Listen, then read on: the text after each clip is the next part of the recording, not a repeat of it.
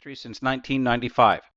With a primary focus on technical training, I can be found most of the time producing and delivering learning content centered around network infrastructure and services. I've also been involved with extensive practical implementations in a variety of operational capacities, including architecture and design, deployment and implementation, administration and management, and various other technology-based roles. A multifunction device delivers combined functionality for processes such as printing, faxing, scanning, and copying in a single unit. In this course, I'll introduce you to multifunction devices and explore how to properly unbox a device and determine the most effective location. From there, I'll examine how to select appropriate drivers for a given operating system, such as Printer Control Language or PCL and PostScript, and explore USB, Ethernet, and wireless device connectivity options. Next, I'll explore configuration settings such as duplex, orientation, tray settings, and quality, and multifunction device security features such as user authentication, audit logs, and secure prints. Lastly, I'll explore scan-to-email, SMB, and cloud services, and discuss features of laser printers, inkjet printers, thermal printers, impact printers, and 3D printers. This course will help to prepare learners for the CompTIA A+ Core 1 or 220-1101 certification exam.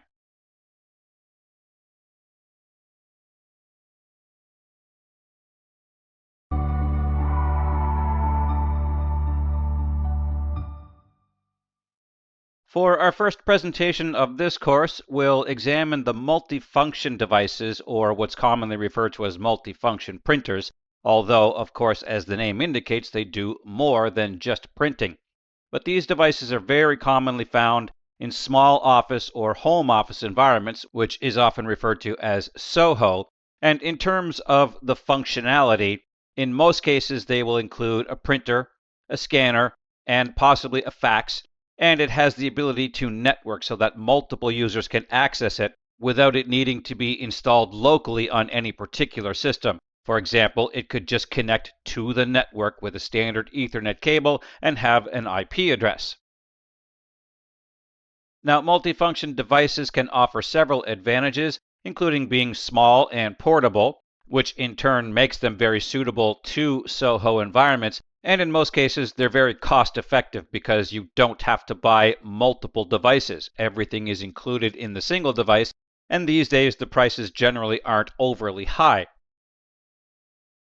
Now, that said, of course, there are some ongoing costs that will still have to be considered because, of course, they will need to be maintained like any device, and in some cases that can require a little more technical expertise because you are dealing with multiple different types of services within that single device.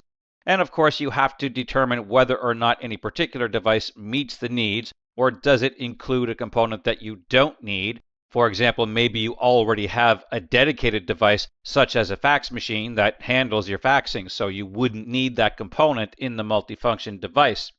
And you do have to consider the setup and servicing, or what's often referred to as the unboxing. There are a lot of moving parts, if you will, when dealing with multifunction devices. So when you are first setting them up, there's a fair amount involved, and you do have to make sure that all of the packaging has been dealt with. There is often a lot of tape holding various components in place, so just be a little extra careful when you are first setting up the device. And again, servicing after the fact will often include things like changing the printer cartridges or the toner, or possibly even changing the light in the scanner. Now, with respect to placement, this is something to consider if you are in a fairly large environment.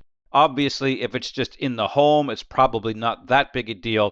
But if you are in a larger environment, then ideally it should be placed as centrally as possible. Because if there are multiple floors, for example, I don't want to be printing something and then have to go to a different floor just to retrieve my document. So again, ideally it should be placed as close and as centrally as possible to the users who are using it most often.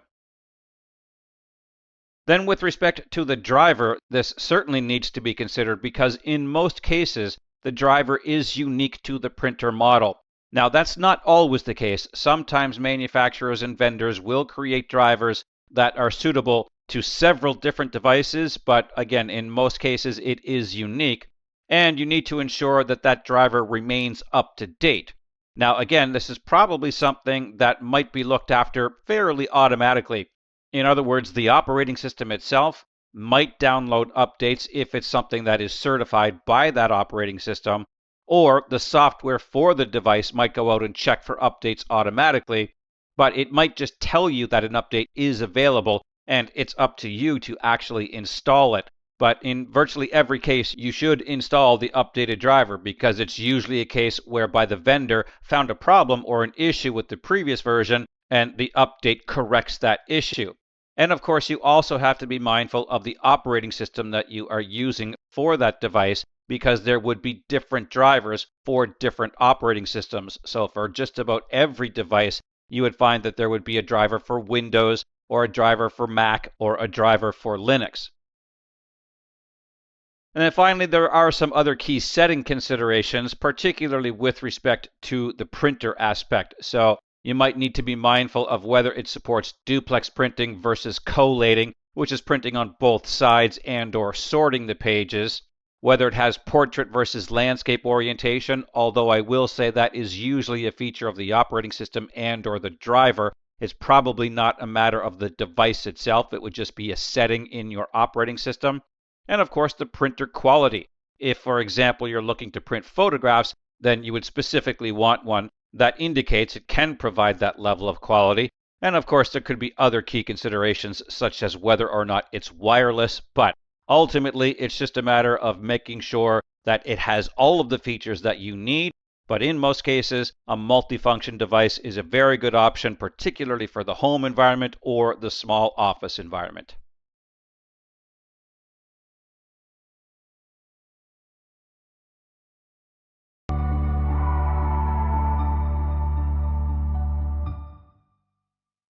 In this video, we'll examine some printer drivers with respect to the operating system that you are running and even the version of that operating system.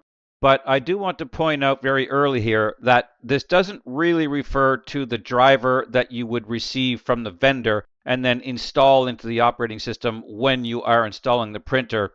Rather, it's a lower level driver, specifically PCL and PostScript. Now, as mentioned, these are not the types of drivers that you install and or configure in the operating system. Rather, they determine the overall method of printing at the lower levels, for example, right down to the hardware level of the printer itself. So beginning with PCL, this stands for Printer Control Language, and quite simply it means that it is the language used by the printer to accept the incoming data from the operating system to produce the printed page. Now, PCL is very common. It's used by many different manufacturers, and it is supported across many different operating systems. Therefore, you'll see it operating in many different environments. And in terms of functionality, PCL is effectively device dependent, meaning that it utilizes its own hardware to process and produce the print job. This does result in the print job being processed very quickly because the printer itself is responsible for producing the printed page. Now, to clarify what it means to say that the print job is processed quickly, this is exactly as it sounds. You will get the printed page more rapidly, but more so from the perspective of your operating system and or your application. It believes that the print job is already done the instant you click on the print button. In other words, everything is offloaded to the printer itself. So once you are in, let's say, something like a word processor and you click on that print button, you can immediately return back to work, as opposed to having to wait for the computer or the application to process that print job, which could result in you having to wait. And again, because it is directly processed through the hardware of the device itself, you will actually see the printed page more quickly as opposed to some other formats. So then in terms of the pros and cons, on the plus side, you do get this fast processing of print jobs, and PCL is very broadly supported. On the downside, you can get inconsistent output across printers because it is device dependent. So in other words, if I have something like a laptop, which is very mobile of course, I might print any particular document on, let's say, printer 1, and then I might go and print that exact same document on printer 2. Because it is a different device, you might get inconsistent output. Now, that is a little more specific when it comes down to graphics, because the graphics quality can be significantly affected. If you're just talking about text, there's really not going to be that much different between two documents of just text-based information. But if you're printing something that has a lot of detail graphically, such as a photograph, you can get significantly different results from device to device. Now, one other con is that even though PCL is broadly supported by most operating systems, the notable exception to that is actually Mac. PCL is generally not supported by Mac systems.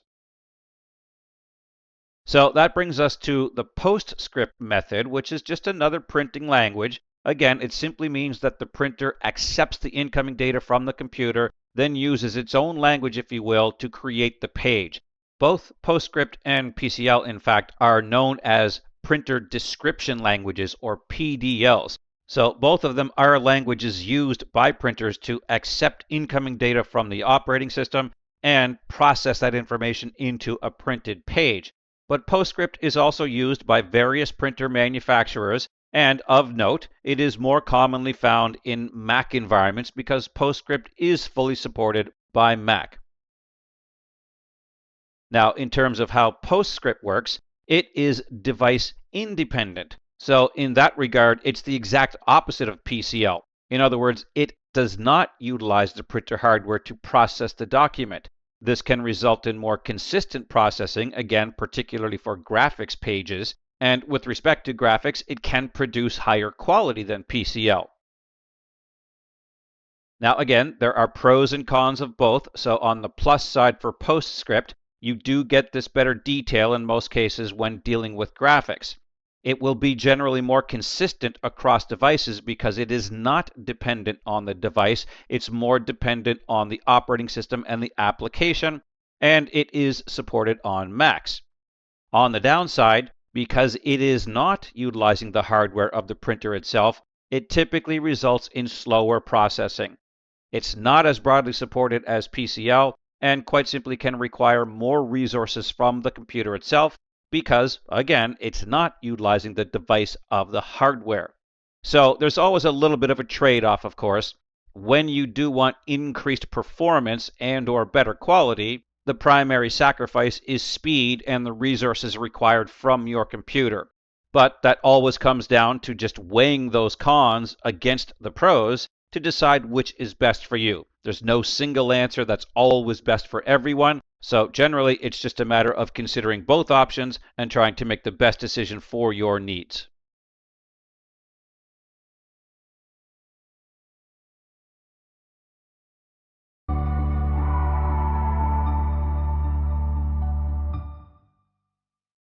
In this video, we'll take a look at various types of connectors that you're likely to encounter with printers and/or multifunction devices, beginning with the USB type of connectors, which are of course used for local connections directly to a specific device such as your desktop or your laptop. Now, the Type A connector is still very commonly used and has been very commonly used for many years now and is probably still the most common connection. Now, the Type A connector simply means that this is the end that connects to your computer. Then the Type B connector connects to the printer itself.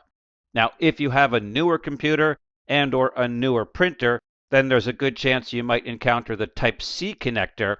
But similar to the Type A, the Type C connector itself would likely only be on the computer end. You would likely still find the Type B connector on the printer end. But again, these are just for locally installed printers, such as what you might have right now sitting on your desktop connected to your own computer. Now, it's not out of the question that you might still find parallel connectors, but I do want to state that these are quite out of date by today's standards. But there are a lot of environments that still use them because they have very specific types of printers that are dedicated to a particular task and have been in use for a long time. So the two main types are Centronics and DB25. Now both of these are parallel types of connections, meaning that it can send data 8 bits at a time as opposed to just one. By today's standards, even though they are parallel, they would not be as fast as something like USB, particularly with the later revisions. But as mentioned, these might still be in use, and it's simply a matter of ensuring that if you have this type of connection on the printer, that you have the same type of connection on the computer itself. So if you're trying to connect one of these fairly old devices to a fairly new computer, then there's a good chance you will not have these types of connections on the computer itself. So certainly be mindful of what you have on either end. Now, Ethernet connectors use the standard RJ45 connection, which is the exact same connector that you have on your network cable. So this is a network connection like any other. The device itself simply plugs into the network. It receives an IP address like any other system on the network, and then all of the other computers on that network can access that system over the network. This certainly makes it very convenient for larger environments where you have many printers that all need to be accessed by many different people. Now, Bluetooth can also be used to make your printer connections from mobile devices, but when you are printing over Bluetooth, you have a fairly limited range. Bluetooth itself is generally only capable of carrying around 30 feet reliably, so while you probably wouldn't see Bluetooth connections in large network environments, it certainly could be adequate for a small office or a home office environment because, of course, you can go as close to the device as you want. Then, if you do have a wireless network, there are two options. 802.11 simply defines wireless connectivity, but infrastructure mode is a method that can be used with just about any implementation of 802.11, A, B, G, N, and AC. And this is probably the most common connection type, but it simply means that there is an access point present and that there is an underlying network infrastructure. In other words, there is already a network present. Regardless of what the actual components are or what the individual devices are, there is simply already a network. So the wireless access point provides a means for a wireless printer to connect to that network. So from the perspective of functionality, it's not really any different than plugging it in using an Ethernet cable. You are simply accessing the infrastructure of the existing network. We are just replacing the cable with a wireless connection. So like any other network, there can be many devices connected to that network, and all devices can communicate. Therefore, any device on the network can print to that printer. Now, the other wireless option is referred to as 802.11 ad hoc mode, which essentially means that you do not use an access point. Rather, you just use direct device-to-device links. So, for example, if I have something like a mobile phone, I can connect directly to the printer and just the printer to print my document. So the printer itself provides wireless connectivity. Now, this is far less common, but it is still an option and can be useful, of course, if you have maybe a very small mobile printer that you travel with and something like a mobile phone. But in either case, these two modes both still allow you to print wirelessly, but if you are in a networked environment, then it would be much more likely that you would encounter the infrastructure mode. Ultimately, as long as you can establish a connection to your printer, that is the main consideration, but there are multiple ways of accomplishing that depending on the type of connection you need, whether that's a local connection over a USB cable, an Ethernet network connection, or a wireless connection.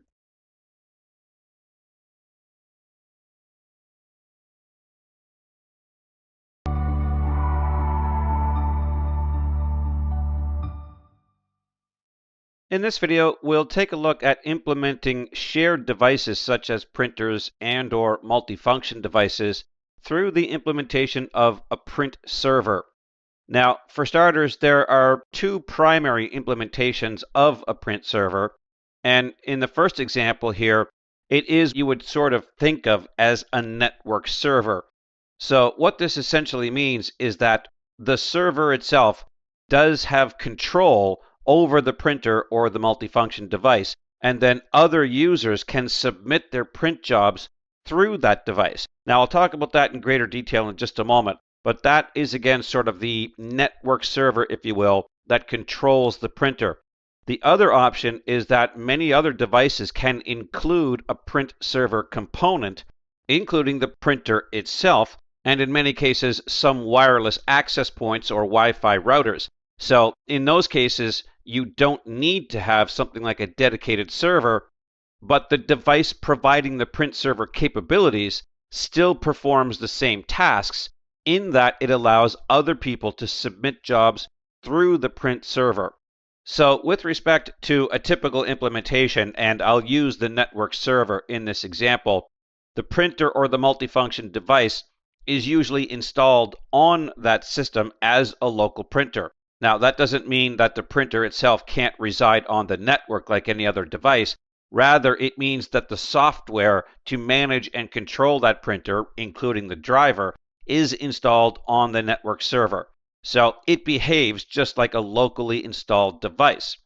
As such, it can be shared through the operating system, and then the other users can submit their print jobs through that network server, provided they have been given permission to do so. Now, we'll talk about that in greater detail in just a moment as well, but effectively, that's how the print server manages all of the print requests coming in from the users. There could be hundreds, possibly even thousands of users on the network that all need access to that device. But as something like a network administrator, you can control which users have access to which devices.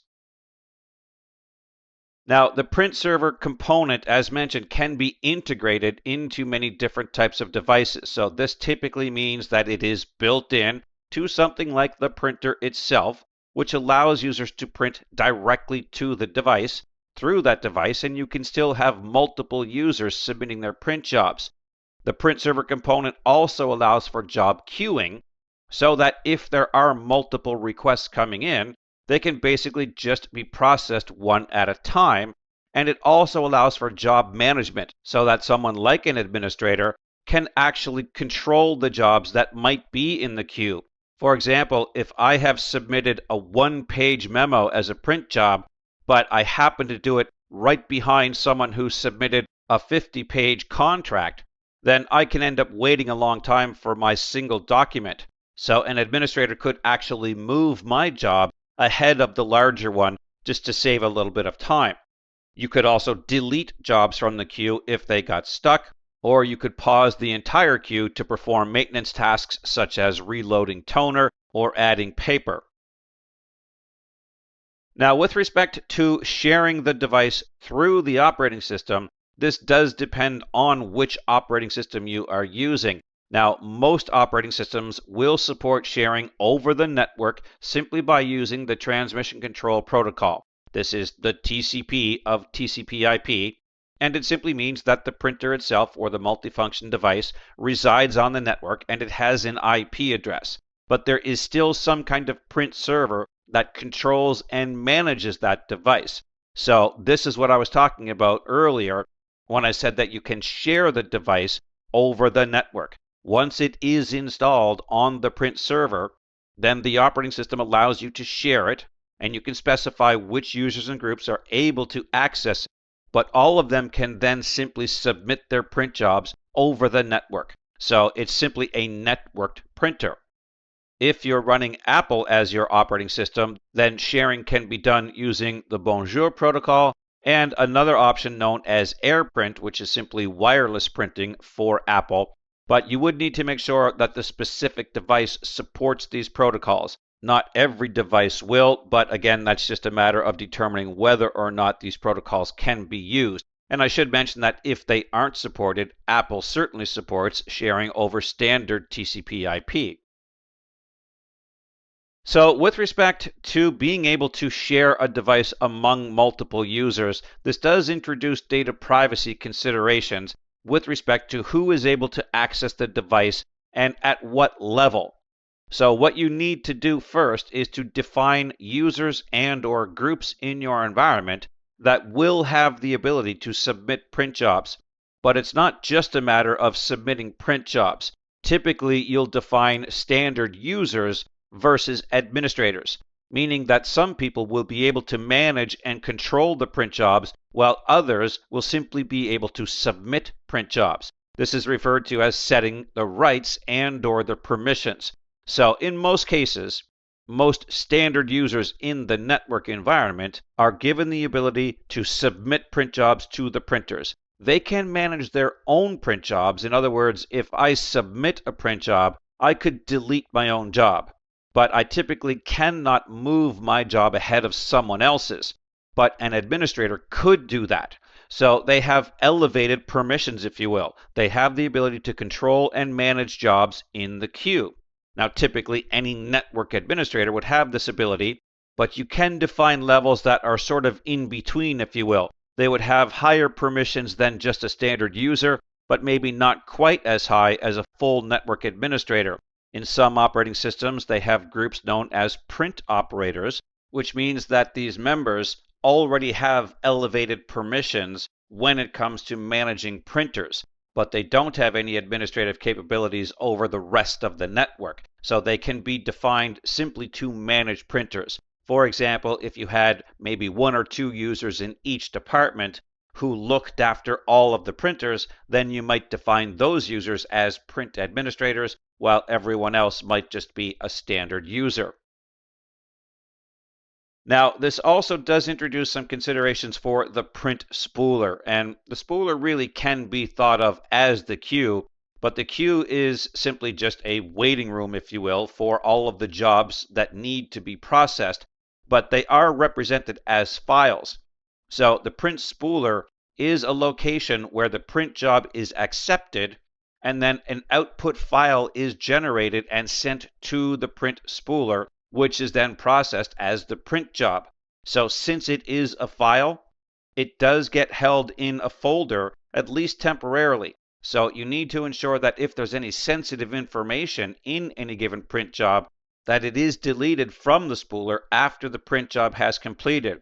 Now, this should happen automatically, but in very large, very busy printing environments, you can get a situation where the print spooler simply does end up with a lot of files in there, and it could take a while for everything to be processed. Therefore, it's possible that someone could gain access to the folder and essentially gain access to the contents of those documents.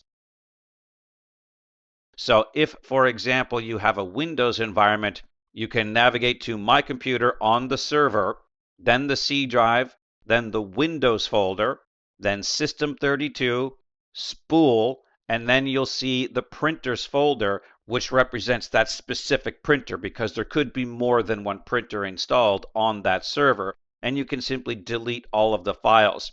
Now, I should mention that this is also something that you might want to do if you are simply looking to clear the spooler.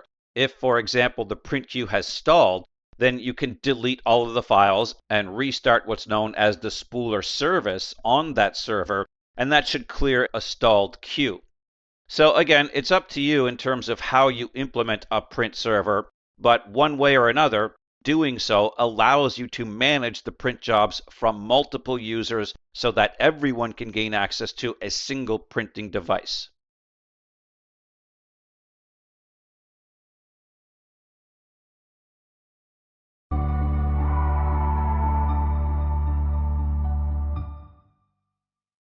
In this video, we'll take a look at several different settings for multifunction devices and/or printers, beginning with collation. Now, this is quite simply how multi-page documents are produced. And from the graphic, we see that a collated document is printed page 1, page 2, page 3.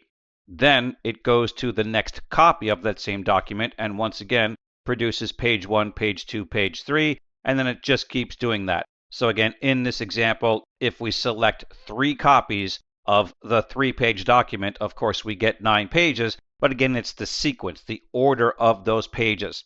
For the same 3-page document with 3 copies, not collated, then you get page 1, page 1, page 1, then page 2, page 2, page 2, then page 3, page 3, page 3. So what you would simply want to be mindful of is what the collation setting is. Any given device will usually have a default setting in that it's either collated or it isn't. Now you can change it at any time, and in most cases you can specify that either one be the default, so that if you almost always want collated, then that's what you'll get as the default. So again, it's simply a matter of looking at the configuration of the device, usually in the properties or the settings, to specify which option you want.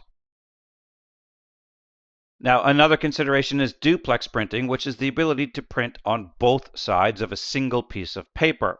Now, this will depend on the device itself. Some devices support this, some do not. And for those that do not, that's referred to as simplex printing. So clearly the advantage is that you can use half the paper if you can print in duplex, whereas a simplex document might produce 50 pages, a duplex document will produce 25. Now, that said, I will say that you can manually create a duplex configuration, but it is rather cumbersome. You would have to do something like print page 1, then quite literally take that page out of the printer and flip it over, and then print it through again for page 2. So again, it would be rather cumbersome, but it is at least possible. But that's not a very good option for a very large multi-page document. With respect to the orientation, this is likely something that is available on just about every printer. It is simply how the image is created on the page, and portrait simply means that if we're talking about an 8.5 by 11 sheet of paper, that the image is printed vertically, if you will. So the 8.5 would be the width, and the 11 would be the height. Landscape simply rotates that 90 degrees, so that 8.5 becomes the height, and 11 becomes the width. So this again is simply up to you, and the term portrait draws its name from the fact that it is typically a person in a portrait picture, and landscape of course is exactly that. If you were to just take a picture of the horizon, for example, that is typically oriented in a horizontal fashion. So once again, there's usually a default setting, and you can change it at any time. But if you tend to print in one format over the other most of the time, then that one should be set as the default. Many printers and multifunction devices also have multiple trays so that you can have different sizes of paper. So this comes down to correctly setting the tray mode, any tray availability settings that you might want. For example, at certain times of day, you might want to prevent users from printing very large documents during a very busy time. So you can actually set that any given tray is not available during those times. You can also set priorities on any given tray so that any document will in fact come out of a specific tray before it would come out of any other. And there might be other tray settings such as permissions with respect to which users are actually allowed to use that particular tray. Now, just as a common example, if you do have a multi-tray printer, one of them might be set for standard 8.5 by 11 paper. Another might be set to legal paper, which is 8.5 by 14. One might be set for envelopes, and another for photographs. So again, you can simply set which paper is in which tray, and then all of those other properties if applicable. Now, of course, there are also color settings for any color printer, in which case you can specify the depth or the quality of the color. Sometimes you can specify grayscale, which is essentially black and white if you aren't concerned with color, or there might be a color saving mode whereby it does still print it in color, but with muted tones, for lack of a better word, so it's not as in-depth or as detailed as full color, but does still give you a certain amount of color if it's needed.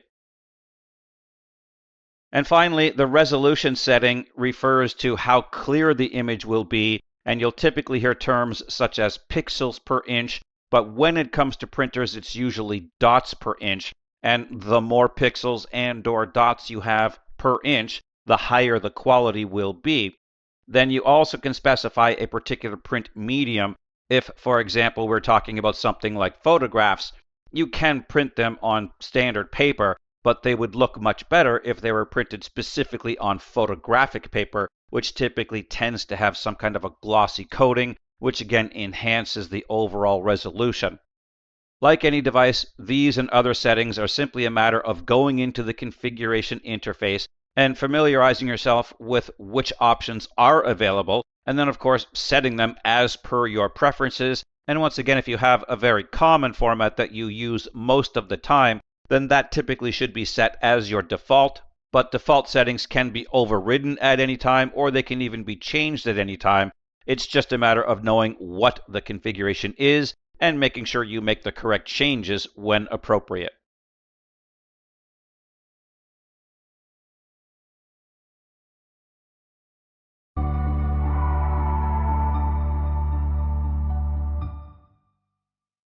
In this presentation, we'll provide an overview of printing and multifunction device security settings. But before I get into that, I do want to point out that this does not refer to a standard networking type of situation whereby you have an administrator who creates users and/or groups and then sets printing permissions for those users and groups so that one person can print and one person can be a print administrator, or maybe another person can't print at all. Rather, this refers to features such as authentication and security that are implemented directly on the devices themselves. And these are fairly common in any kind of environment where the security is a little bit higher, so that any given user who produces a print job is more directly responsible for ensuring that the print job is not seen by other people. So again, just imagine a network environment for a moment. You might just be sitting at your desk and you might produce a print job that could be fairly secure in nature, or at least confidential. But the printer itself could be in a different room or simply quite far away from where you are. So there would be ample opportunity for other users to come along and pick up that document, or quite simply take it. So to prevent those types of situations, you can implement features such as basic user authentication, which involves entering a username and a password, and or possibly something like an RFID card that is tapped on the device itself, that quite literally allows you to produce the document. So you would still just sit at your desk and click on print and submit the print job, but it wouldn't go to the device until you enter your username and password and or tap your card at the device itself. Now, depending on the level of security of your environment, there might be even more advanced user authentication options available, such as swiping a card for authentication, two-factor authentication, or possibly multi-factor authentication, whereby you require more than just one method of establishing your identity. For example, it could be something like entering a PIN and swiping a card, or maybe it's your username and password and a PIN. There might also be biometric authentication, whereby there's a fingerprint reader on the device. So again, this is going to vary depending on the environment, but those are all options for establishing your identity.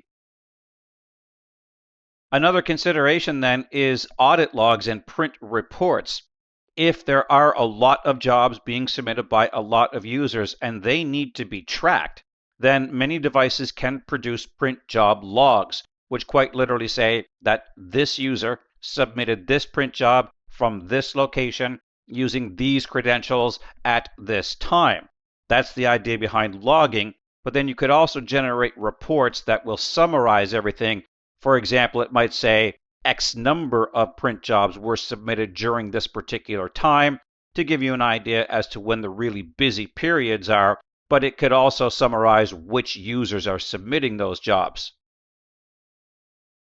So then with respect to those secured print jobs, the idea is again to allow users to simply submit the jobs from wherever they are.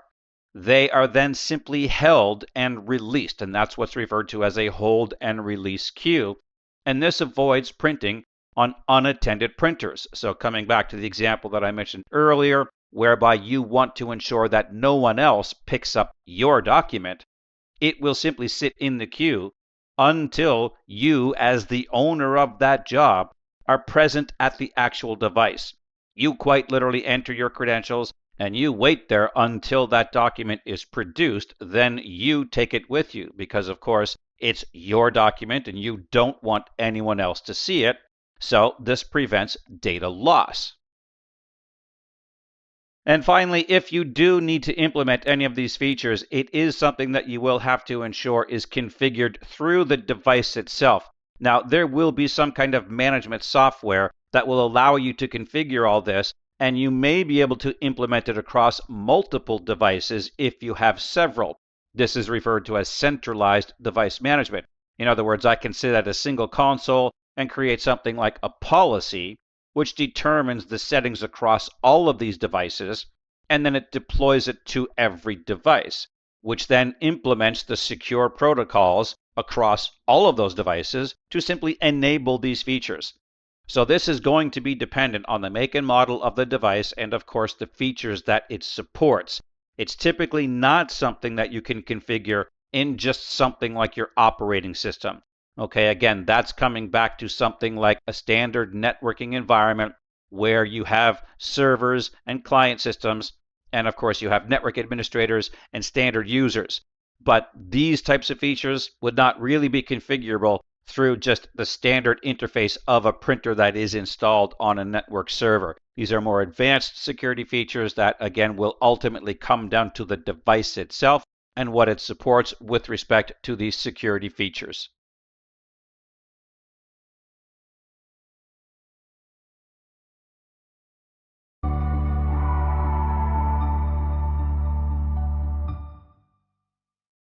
In this video, we'll take a look at several different options that are available, particularly on multifunction devices, when scanning.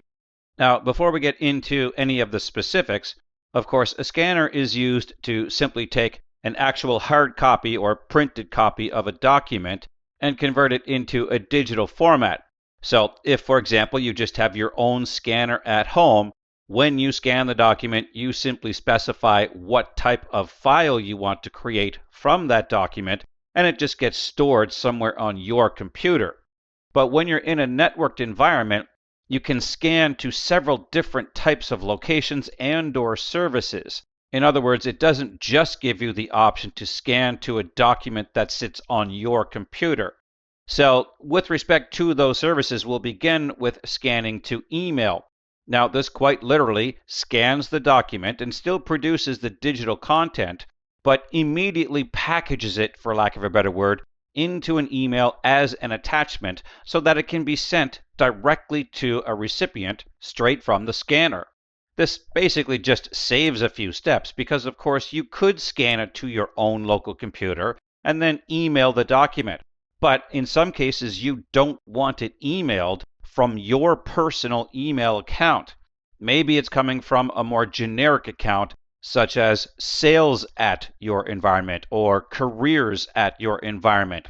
So this can be a good option for people to just simply scan those documents and have them immediately sent out from those more generic addresses. Now, this of course does require some configuration and some considerations. Most notably, you do need to have some kind of SMTP server, and you need to make sure that its configuration supports the ability to scan to email. Now, SMTP is the Simple Mail Transfer Protocol, and for lack of a better word, is the protocol of an email server. Now, there are many different types of email servers available. You just need to make sure that it can accept the incoming scans from the multifunction device, and that it, of course, can send it off. Now, you also need to be mindful of the email client being used. This is essentially the software that you would have on your own computer to send emails, but the device itself would also need to be considered to be a client of the email server. Now, that doesn't necessarily mean that the same type of email software is installed on the device, but it does need the ability to act as a client of the email server. In short, it needs a mailbox. Then you might also want to be mindful of the recipients or to whom you are able to send. Now, this again is probably something that is going to be configured at the server, but you might want to restrict which recipients are able to receive these directly scanned documents. For instance, if it's a more secure environment, then maybe only internal users would be able to receive scanned documents. But again, that's up to you. You might want the ability to send them to anyone. So that would be a call of administration, but it is still something to consider. Some other considerations would include ensuring that TCP port 25 is available between the multifunction device and the server. Port 25 is simply the default port for the SMTP protocol, and the multifunction device itself should usually be configured with a static IP address. Now, this wouldn't be 100% required, but it is a very recommended configuration simply so that the device itself does not get a new IP address, which could possibly result in some name resolution conflicts if, for example, the server does not receive the updated information in time. The printer might attempt to scan the email to the server, but it's seeing a different email address than what it did maybe just 30 seconds ago, so it simply does not accept the incoming request. And you might also need to be mindful of licensing with respect to ensuring that the multifunction device is a valid client of the server. Now again, that is going to depend on the client you are using and the server configuration, but it is something to consider. Other options for scanning include scanning directly to a shared folder. So again, rather than me just scanning a document to my computer, I can simply scan it to a networked folder that is then shared so that other people can immediately access that content. This way, if the document does need to be accessible by multiple people, for example, all of the people on my sales team, then a single scan will place it into the appropriate folder automatically. Now, if you are in a Windows environment, this is done using the SMB or Server Message Block Protocol, but again, you're simply specifying a different location for the scanned result as opposed to your own personal computer. So some of the benefits include being able to import and save large volumes of data because network servers tend to have a lot more space available than your own computer, and scanned documents can be somewhat large. The data is transferred more securely than something like email because this is an internal sharing mechanism only. The server message block protocol, in fact, is not able to communicate over the internet, so this would just be for internal documents. But you don't have to set up something like a full-scale FTP server either. The SMB protocol is a built-in component, if you will, of the file sharing implementation of Windows environments. So in terms of the workflow, all you need to do is to have a shared folder created on a server. Now that's typically going to be done by a network administrator, but once that folder is shared, you can set the SMB server settings with respect to which clients are then able to access that folder in terms of permissions. And that would simply have to include the device itself that is sending to the SMB server. So this is just referred to as registering it, which effectively ensures that the server recognizes the multifunction device and enables it to send the scanned documents to the server.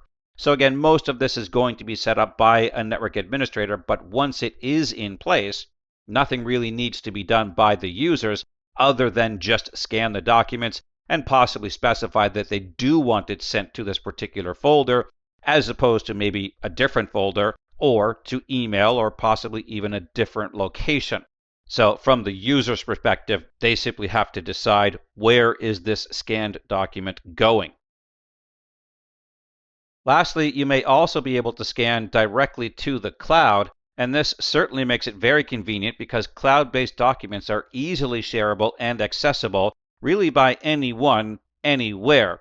Now, that's not to say that just anyone can access the document. It still comes down to permissions and who you allow. But for someone who is allowed, as long as they have an internet connection, they would be able to gain access to that document. So this can be very convenient for users who travel a lot or for environments that have many different locations. The cloud is accessible by any location. So it gives you a very centralized location to place documents that, again, can be accessed by anyone. Now, this certainly requires that the multifunction device itself be connected to your network and that it is supported as a client of the cloud service because, again, you are effectively sending something straight from the multifunction device up to the cloud. So that device would need to be registered, for lack of a better word, as a client of the cloud service. But once again, once that is set up by a network administrator, then any user with permission could simply scan the document, and the destination would be the cloud-based folder. Once it's up there, anyone with access to that folder could gain access to the document immediately, again making it very convenient for users who are very remote or those who travel a lot. Ultimately, it's just a matter of determining where the scanned document is going.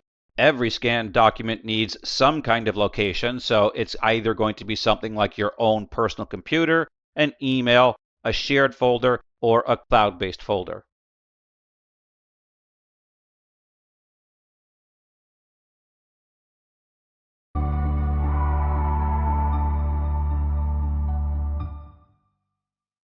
In this video, we'll provide an overview of automatic document feeders, which quite simply are components which allow you to feed multiple sheets of paper into a device as opposed to having to manually enter in a single sheet at a time. Now, with respect to where you might find these, it's typically going to be on a higher level multifunction device. In other words, it's probably not something that you would see on just a home printer, but in an office environment where there is a lot of copying, scanning, and faxing that needs to be done, then these can really help to speed up the process because, again, if you think about just doing something like photocopying, if you have many pages to photocopy, let's just say 50, and you have to lift the lid and put on one sheet and then copy it and then lift the lid and then copy the next and then just keep doing that for every single page, clearly that's going to take a long time. So the reason why this is not something that is listed for a printer is because, of course, any printer is going to be able to pull in the pages automatically on its own. But for processes such as copying, scanning, and faxing, many models might require you to simply enter in a single page at a time. Now, I will qualify that by saying in most fax machines, you certainly can just enter in the original documents, however many pages there might be, and they'll probably get fed through automatically. So it's more likely that processes such as copying and scanning would be where you would see the biggest increase in performance. And this is quite simply because you just take all of your original pages, no matter how many there are, and you load them onto a tray. At that point, automatic document rollers will feed the pages to be read, and then those same pages, once read, are simply fed through to an exit tray. So again, coming back to my example of needing to photocopy, let's say 50 pages, you literally just take all original 50 pages and you place them on a tray. Every one of them will get fed in quite rapidly. They'll all be processed, they'll all be read. Then the original pages are simply fed to that exit tray where you reclaim them, and then all of your copies start to come out. So again, compared to having to manually place each one on the scanning or copying surface, clearly, this will take far less time. On some higher-end models, they might be able to process up to 200 pages per minute. Now, you may also encounter a more advanced document feeder, which has the ability to reverse the page. Now, that does not mean that it pulls it out, so to speak, in the event of a jam. Rather, it can flip it over. So if you were photocopying just a single sheet of paper, but it's double-sided, of course, you would have to copy one side, then lift the lid, flip the page over yourself, and copy the other side. So a reversing automatic document feeder is quite literally able to flip the page on its own. And then some others might have a dual scan document feeder whereby there are scanners quite literally on the top and the bottom of the scanning or copying surface. So it can actually read both sides at the same time, which of course will perform the task even faster because it does not have to take the time to flip the document. So then, in terms of benefits, most notably, it will result in much faster scanning, copying, and faxing. Plus, it also allows you to gather information much more quickly because many scanners offer optical character recognition, or OCR, whereby it can literally read the document and digitize that information to use it for something like data entry. So if you were in a situation where you had a lot of records on hard copies that needed to be entered into some kind of a database, you could literally use this to enter that information. So once again, instead of having to manually enter that, you just run them through the scanner and that information is gathered and entered in automatically. Now that will depend on having some software, of course, to manage that and implement it, and there might be some significant configuration required, but if the device does support optical character recognition, then it's quite likely it can be used in that manner. And of course, just to rapidly digitize any type of document will be much more rapid because, again, you simply feed them through the scanner. That will produce the digitized result, and then you just specify where to save those documents. So again, automatic document feeders are typically going to be more common in environments where there are a lot of people who need to do a lot of scanning, copying, and faxing. But if you need an automatic document feeder on even just a home or a small office level device, there certainly would be models that do offer this feature. They would just be a little more expensive than something like a standard multifunction device.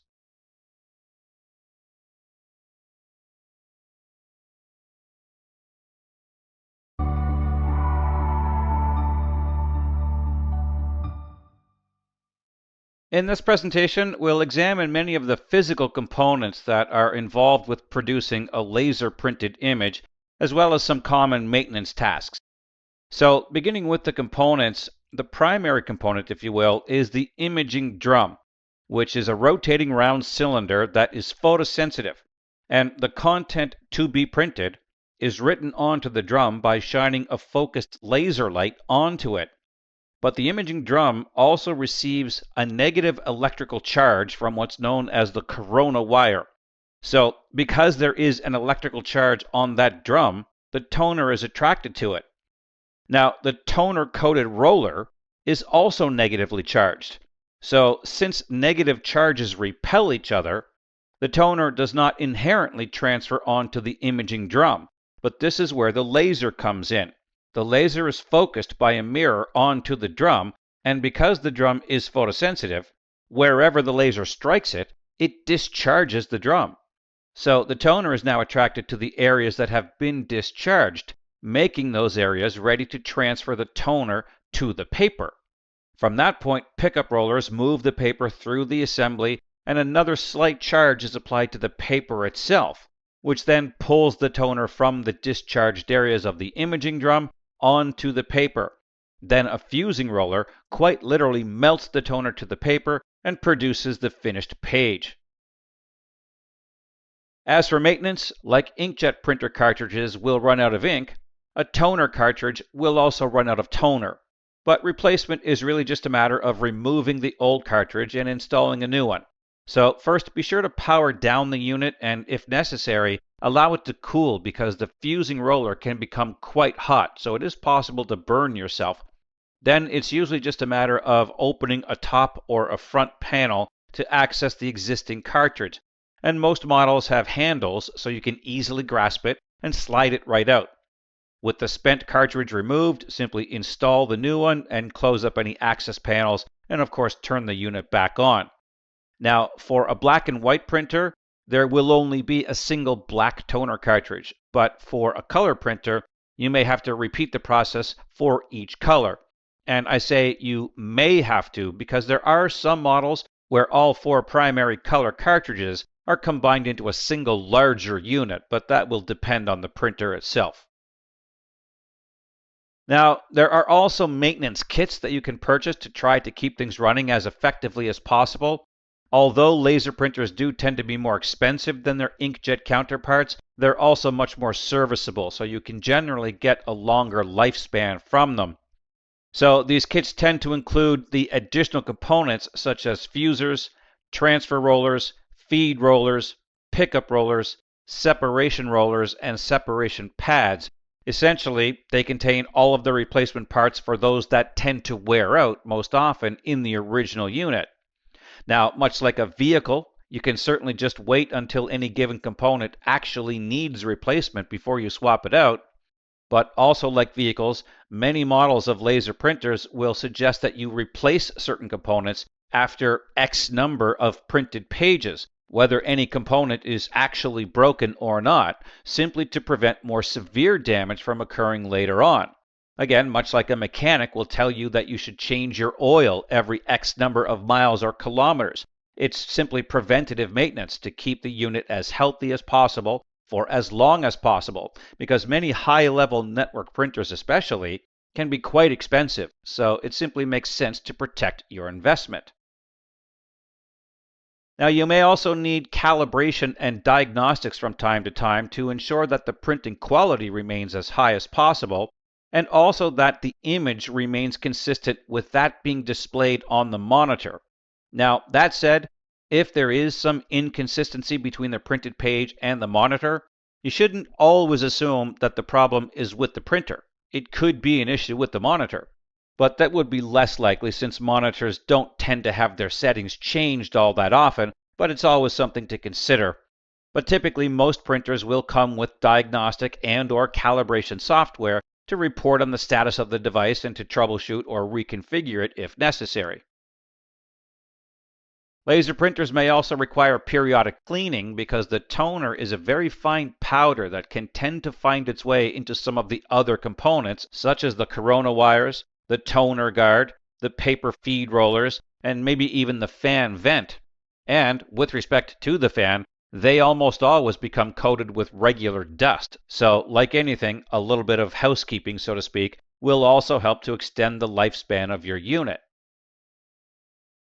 Lastly, a few other maintenance considerations might include resetting a page counter if your model includes one. For example, your environment might keep a count of total pages printed per day, so it might need to be reset at the end of each day. Although I will say that a physical page counter wouldn't be as common on newer models. Rather, there would more likely be a report that could be run from the device itself that would just produce a printed page with all of the logged activity from that day, including a page total. But you may still see a physical page counter on many units.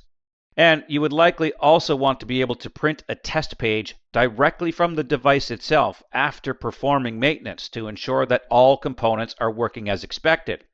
Now, you can usually print a test page from a computer that can connect to that device, but if you're working directly on the device itself, you likely wouldn't want to have to go to a computer to generate one and then go back to the printer to retrieve it, especially if you're a visiting on-site technician. That might not even be an option for you because you might not have access to any computers. And finally, you should also verify with the product documentation or with the vendor as to which cleaning agents should be used, or perhaps which ones should be specifically avoided, to again ensure that you don't cause any damage while performing the very maintenance that is designed to extend the life of the unit.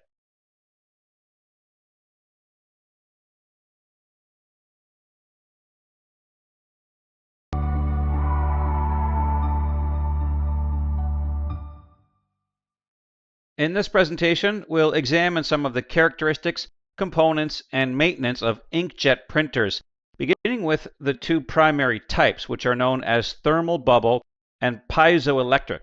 Now, because of the term thermal bubble, you may also hear the term bubble jet printers, and that's fine, but both types are in the broader category of inkjet printers.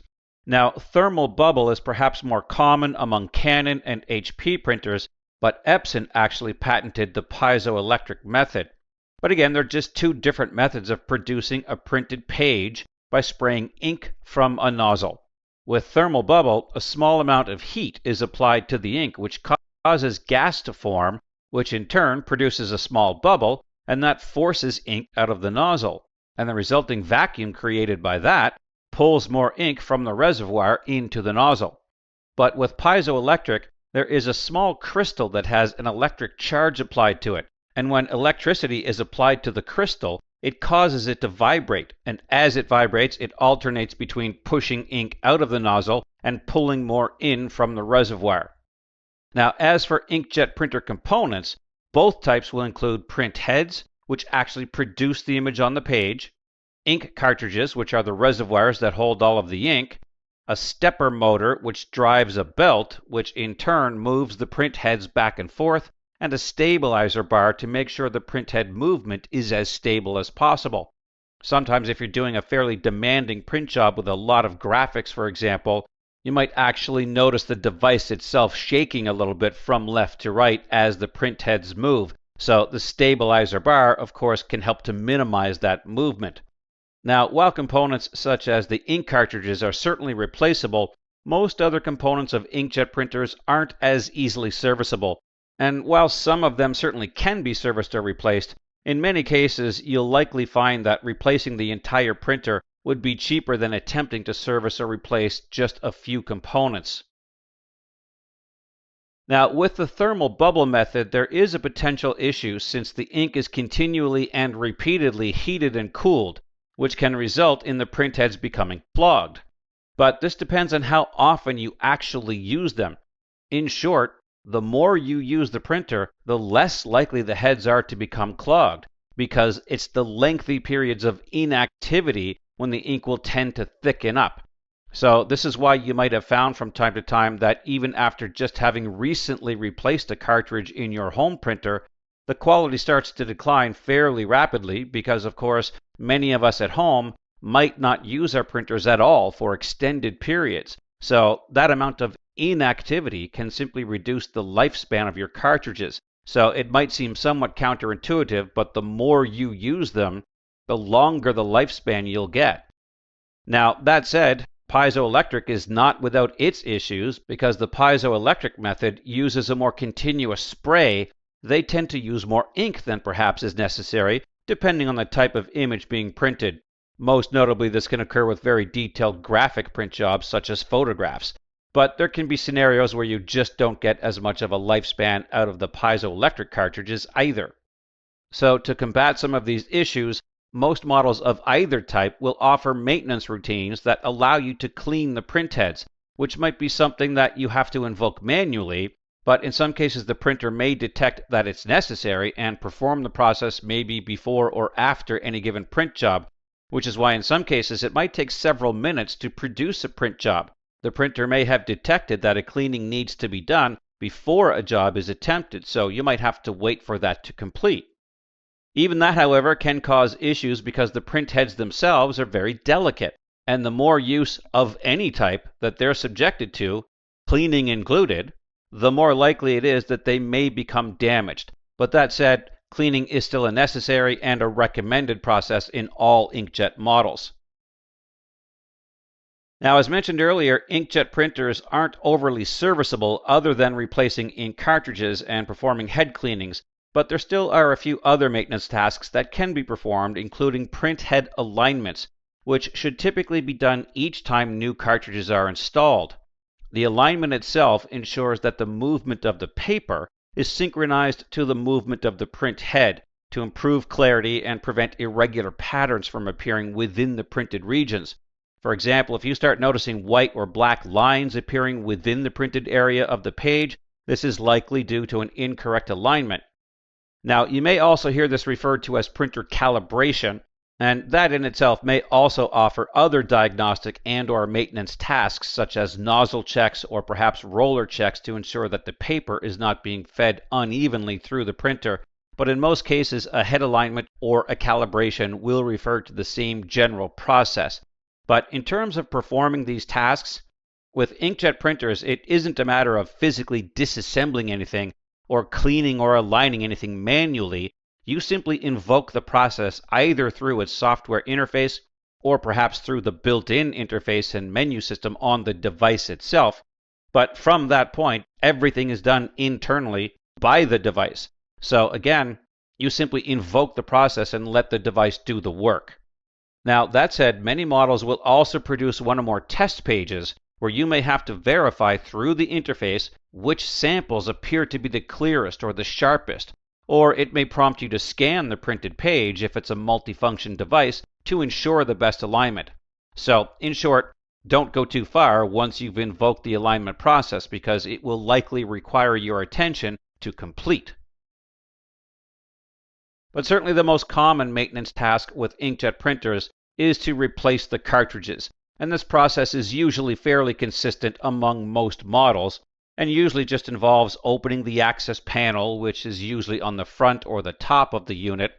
But unlike a laser printer, this should be done with the unit powered on, because in many models, the cartridges are parked in an inaccessible location by default, usually far over to one side or the other, but as soon as the access panel is opened, they'll automatically slide over to an accessible area where the spent cartridges can just be lifted out of the holder and replaced with new units.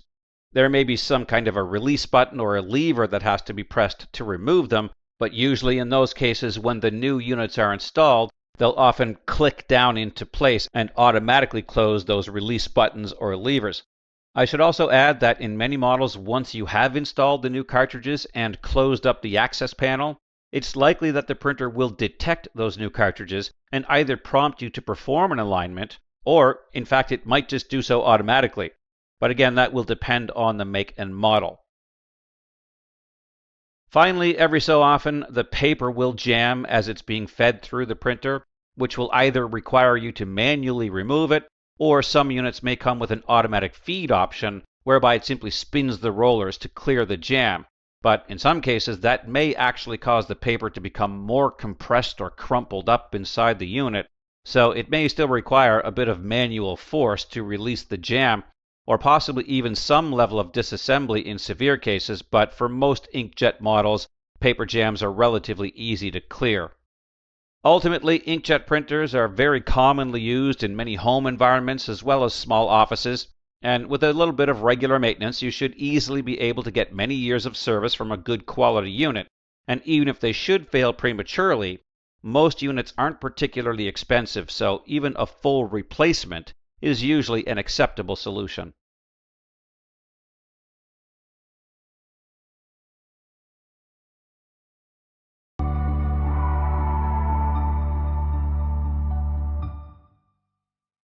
In this presentation, we'll take a look at thermal printers and some of the maintenance they require.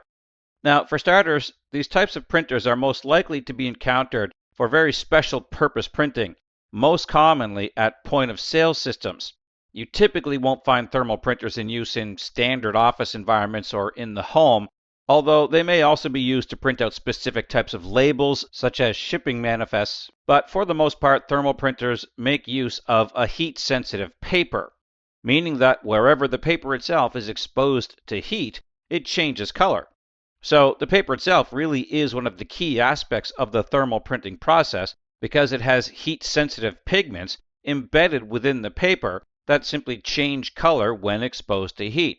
Now, most commonly it's just black and white, but there are some that can produce more than one color, usually just one or two. But to get those different pigments is just a matter of varying the temperature and or the pressure. Now, something else of note, the paper itself is not only sensitive to heat, but also to light and in some cases pressure. In fact, in some cases, if you take the receipt that you just received and just maybe press your finger into it, it will actually leave a line just from your finger. And you may also find that if you've held on to a receipt for a long time, then it might start to fade or the entire paper itself might start to turn dark. So after a while, they can be difficult to read. But effectively, it's a very simple, small, lightweight device and easy to manage and maintain. Now, with respect to the paper itself, it can be a little bit costly for the paper, and there's nothing else that can be substituted in. Again, it relies on the fact that it has these embedded pigments which require heat. So you can't just put a plain paper roller, for example, into a thermal printer. Now, they do come in different sizes, of course, because you can get longer rolls or shorter rolls or specific width rolls for the type of printer that you need, but that of course will depend on the make and model. Quite simply, you'll just want to make sure that you have extra rolls on hand. Now, with respect to replacing the thermal paper, it's a pretty simple process. You normally just have to open up a single lid to access the inside of the printer, then simply remove the spent roll, replace it with the new roll, and just make sure that it's being fed through the rollers properly, and then just close up the device. So again, there's very little that needs to be done in terms of replaceable components. There are no ink cartridges to deal with or any other types of serviceable components. That said, there is some basic maintenance that should be done. The heating element itself does require periodic cleaning, which can generally be done with isopropyl alcohol, or there are specific cleaning pens that can be used, and there's also a cleaning card, which is basically just like a swab, if you will, but it's a little more rigid so that it can be reused more often than something like a cloth or a swab. And there can simply be some residue left over within the thermal printer itself, which is essentially just debris that collects from the moving paper and, of course, just standard dust. which can typically be removed by using compressed air, possibly a damp cloth, and in some cases there are special vacuum cleaners which are designed to get into the very small places and to generate as little static electricity as possible to try to minimize the damage of electrostatic discharge. But essentially, with a little bit of maintenance and regular cleaning, thermal printers should have a fairly long lifespan. But in most cases, if there is any kind of significant damage, it's likely going to cost you less to replace the entire unit than it might be to try to service just a few components within it. So it wouldn't be a bad idea to have extra complete units on hand.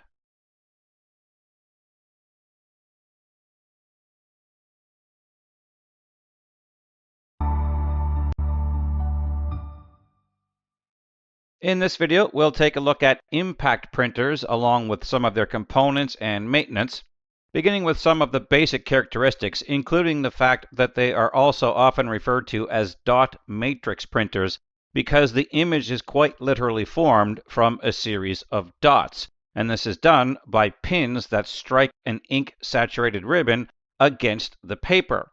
Now, this process might sound familiar to some of you if you've ever encountered a typewriter. When you press the key on the typewriter, the arm strikes a ribbon, and that leaves a mark on the page. But typewriters have actual characters, such as letters and numbers, whereby the paper in a dot matrix printer is simply marked by the pin strike, and each pin simply leaves a small dot. But then the dots, of course, are assembled into the appropriate characters. So the print head moves along line by line, striking the ribbon and therefore the page wherever it needs to produce a dot. Now, impact printers are still used today because they're ideal for making copies. And in fact, really they are the only type of printer that is able to make carbon copies. So if, for example, you need to produce invoices and you need one invoice for the customer, one for you, and maybe one for the accounting department or something along those lines, then these are the only types of printers that can produce all three of those at the same time. Now, obviously, you could print multiple copies with something like a laser printer, but this does it all at once because the paper is typically embedded with carbon so that it makes a carbon copy. Now, typically you'll find these used mostly for just text. They aren't particularly good at creating graphics, and in most cases they are only black and white, but as such they're still a very cost-effective solution for many environments. In terms of components, really the primary component is the printer head. Now, there are certainly others, but this is the component responsible for creating the actual information on the printed page. Again, it literally strikes the paper as it moves from left to right, producing a series of dots. Then the paper is just fed slightly upward, and it will cross again, making another series of dots. So the printer head typically will require some maintenance, but we'll come to that in just a moment. With respect to the other key components, the ribbon is the component that actually has the ink, if you will. So this would be the equivalent of your ink cartridges in something like an inkjet printer. Then the tractor feed involves small gear wheels, usually on either side of the paper, that generally have small pins, and the pins fit through holes on the edges of the paper. So the impact paper itself is simply continuously fed through the printer, and it typically has perforated lines along the edges so that once you have your copies created, you can just tear off the feed parts, and it's also usually perforated along the horizontal so that as you complete each page, you just tear it off along the perforation, and the end result once you remove the feeds is typically an 8.5 by 11 page. Now, in terms of maintenance, certainly the ribbon itself will need replacement.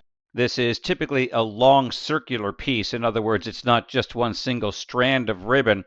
The ribbon itself actually moves through the cartridge which contains the ink. But sooner or later, you will run out of ink, so it requires replacement when you do start to notice the quality deteriorating. But it's a very replaceable unit. You don't have to just pull the ribbon out or anything like that. It's a single encased unit, and you just snap out the existing one and replace it with a new one. And essentially that is the equivalent of replacing the toner of a laser printer or the ink cartridges of an inkjet printer.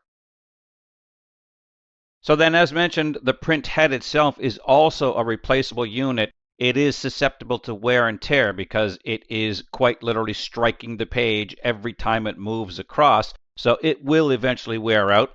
Now, if you have just completed a print job and you are about to change it, you might want to let it cool down because it can get a little bit warm, but there usually is some kind of release mechanism which will quite literally allow you to pop it off and then just replace it with a new unit. So once again, it's not a bad idea to have extra on hand.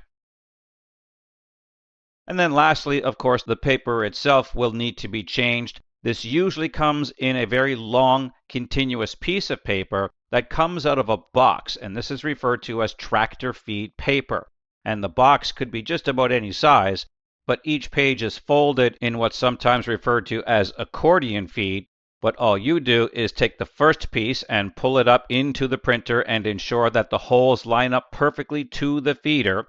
And do give special care to any kind of form that has predefined print areas. That's a very common implementation with impact printers. For example, invoices where they have the customer information perhaps up in the left-hand corner and then a descriptive list of all of the items on the invoice. So you just need to make sure that everything is lining up. And in most cases, if it isn't, there's usually some kind of a release on the tractor feed that lets you make small adjustments because the tractor feed, when it increments, tends to be in a predefined amount. So if it is out of alignment, you can usually release that and just make a very fine manual adjustment, and then it will continue on from that point.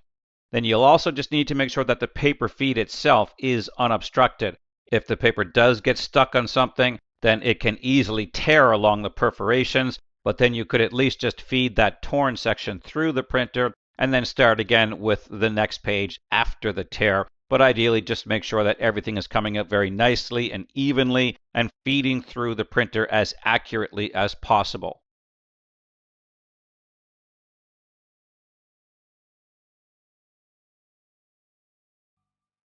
In this presentation, we'll introduce the basics of implementing and maintaining 3D printers, which of course can be used to produce three-dimensional objects. Now, the objects themselves are typically made out of various types of plastic, but we'll get to some other materials that can be used in just a moment. But 3D printers function by building up any given object layer by layer. So, for any single layer, the print head need only move in the two dimensions of back, forth, and left, right. But once that first layer has been completed, the print head will raise slightly to lay down the next layer. Now, the printing material itself is melted just enough for it to be pliable, and then it will usually cure fairly quickly so that the object will maintain its shape and not flatten out during the process. And it can certainly take a fair amount of time to produce any given object, depending on its physical dimensions, of course, but once it's completed, a fully three-dimensional object is produced.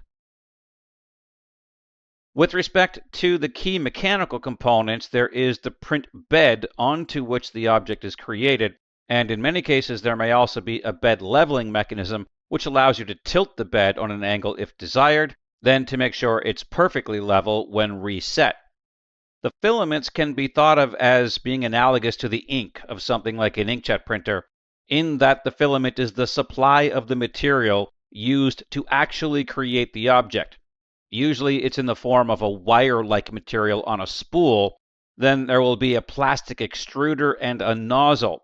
The extruder pulls the filament from the spool, then the nozzle heats it up to the point where it is melted and pliable, and deposits it using very small amounts, which again allows it to harden quickly and ensures that the object maintains its shape.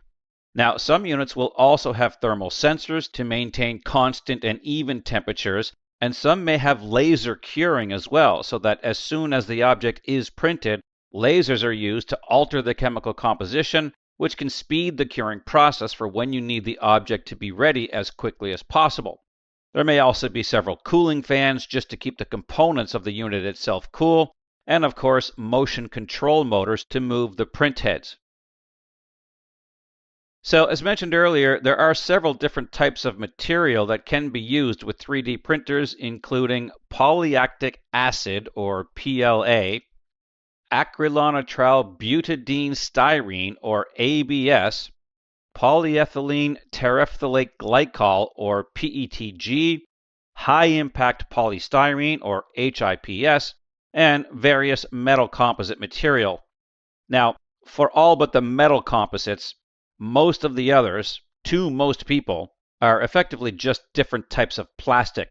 But certain materials are better suited to certain types of objects, so the choice of material will ultimately come down to what you need to create. But if you're in any kind of industrial environment, it's likely that a particular material might be required for certain objects to ensure compliance with industry regulations or perhaps fire codes, so be sure to investigate if any type of material might be required for whatever it is that you need to create. So the primary maintenance task will simply be to remove a spent filament spool and replace it with a new one, which in some cases involves powering on the unit to heat the nozzle to an appropriate temperature to allow any leftover filament to soften so that it can be removed easily. Then there will usually be some kind of release handle on the filament spool which allows you to remove the empty spool. From that point, you can simply replace the old spool with the new one and ensure that the nozzle is free of any remaining filament. Now, it can be helpful to cut the new filament on a little bit of an angle to allow it to be inserted into the extruder a little more easily. Then just verify that the new filament reaches all the way to the nozzle. As for general preventative maintenance, it's always good to have standard tools on hand for cleaning and inspection, such as a wire brush for cleaning the nozzle, lubricants for some of the moving parts, dust-free cloths, and perhaps compressed air cans. Then, on a regular basis, you should check all guides to ensure accurate movement, check to see if any of the belts need tension adjustments, and, as just mentioned, perform regular nozzle maintenance, which can involve replacement because they can tend to become clogged. In fact, this is probably one of the more important maintenance tasks because without clean nozzles, you can end up with clumps of material in your finished products. And of course, just general calibration of all components.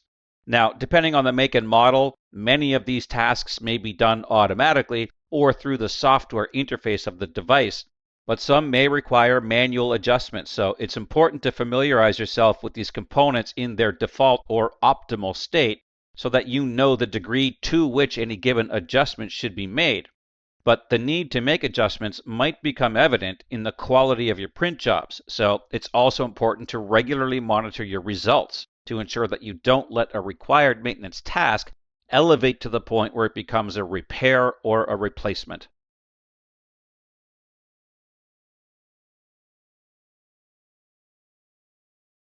Consumables. We did this by exploring multifunction devices, configuration and security, driver considerations and connectivity options, public shared device considerations, network scan services and automatic document feeders, and laser, inkjet, thermal, impact, and 3D printers. In our next course, we'll move on to explore cloud computing concepts.